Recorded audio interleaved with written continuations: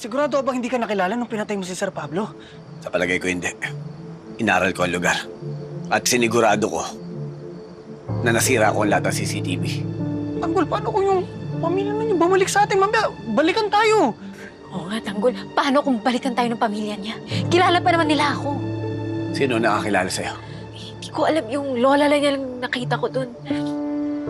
Tsaka, wala naman pakialam sa akin yun eh.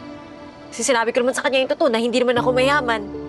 Tsaka, ang pagkakakilala sa akin, Samantha. Hindi Bubbles. Ang mabuti pa. Huwag muna tayong bumalik sa dati niyong bahay. Dito muna tayo. Dito sigurado ligtas tayo.